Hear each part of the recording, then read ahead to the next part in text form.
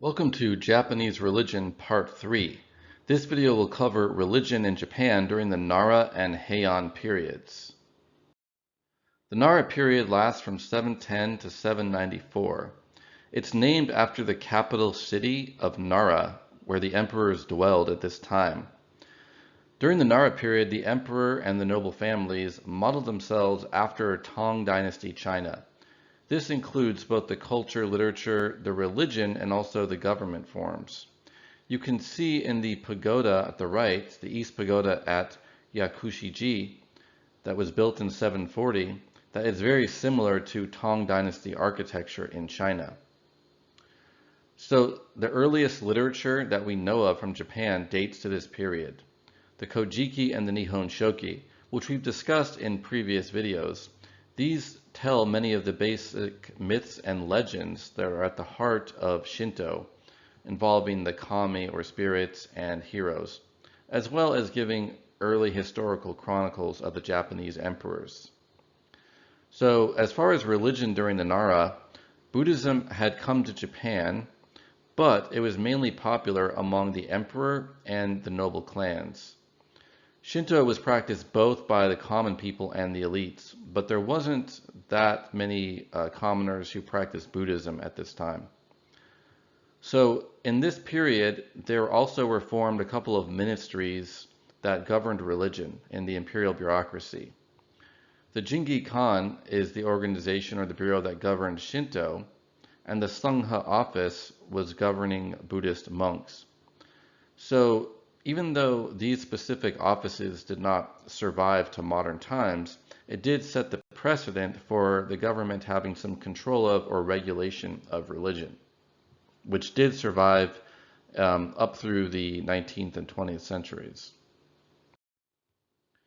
Todaiji is a famous Buddhist temple in the city of Nara that was built during the Nara period. It's the world's largest wooden building. One thing that's noteworthy about the wooden architecture, both of Japan in this period and also of China from this and previous eras, is that it has really amazing engineering behind it.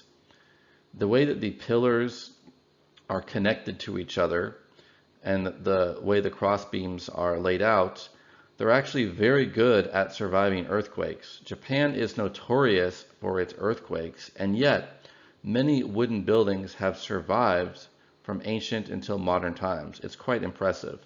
Todaiji also contains the largest bronze statue of the Buddha Vairochana, who's a kind of cosmic or universal Buddha, sometimes regarded as the source through which other Buddhas manifest. This temple was completed in 752 by Emperor Shomu, showing that the emperors were patrons of Buddhism during the Nara period. This is also very interesting because the temple was built on land that was considered sacred to the kami Hachiman. In order to resolve this potential conflict, before Todaiji was built, the architects actually consulted the priests of Hachiman. And so they consulted Shinto priests to contact Hachiman and ask him essentially if this was okay. Did they have Hachiman's permission?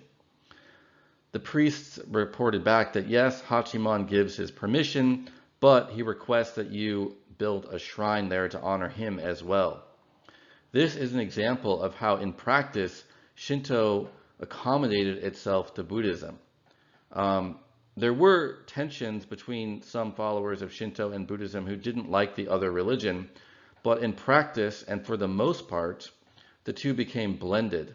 So in this case, you have a Shinto shrine to Hachiman on the land of a Buddhist temple, Todaiji. After the Nara period was the Heian period. This was named because the capital moved from Nara to Heian-kyo, the city now known as Kyoto. Even though Kyoto is no longer the political capital of Japan, it's still where the emperor dwells. So you could say it's still the imperial capital today. And it's long been a center of the arts and of religion. The Fujiwara clan was a noble family around the court of the emperor. And it basically, by this time, gained complete control over the emperors. They were the real power behind the throne. The emperor could not be deposed, because they were regarded as sacred, as kami. So it would be unthinkable to just kill off or end the emperors and seize power. This continued throughout Japanese history up to modern times. That's why we still have the imperial succession continuing today. The emperors were never formally deposed. However, they ceased to wield actual power over the nation, at least dating back to the Heian period, if not earlier. And in this period, the Fujiwara were the ones calling the shots. So they used the emperors basically as puppets. But the emperors did have a very important ceremonial role. They performed rituals honoring the kami. They were believed to be necessary for the prosperity of the nation.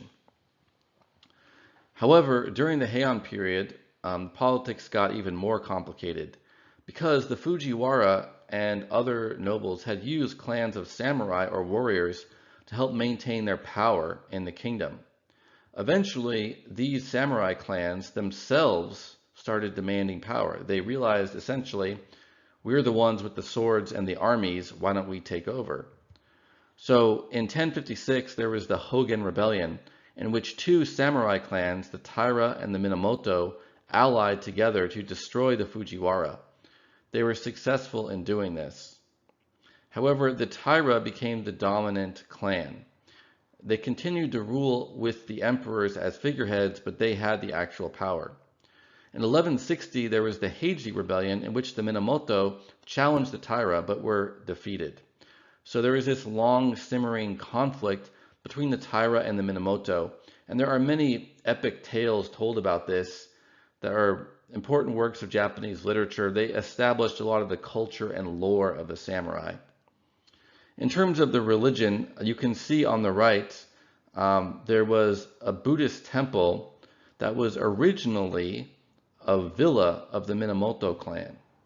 So this is instructive because it does show how the architectural style of the noble villas, essentially like estates or small palaces, came to influence the architecture you'll see in some traditional Buddhist temples.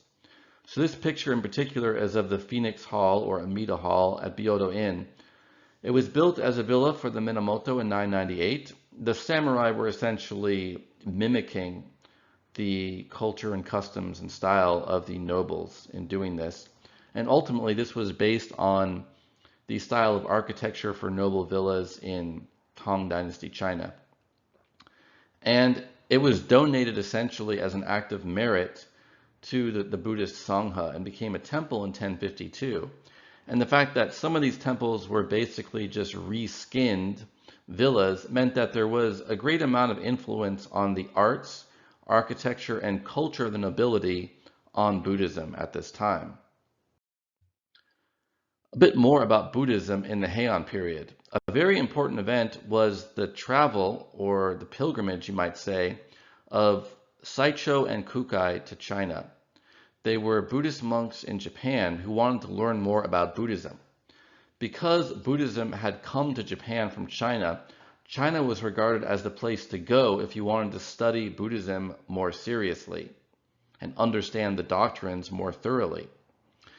One of the main contributions of both Saicho and Kukai was to spread Buddhism among the common population.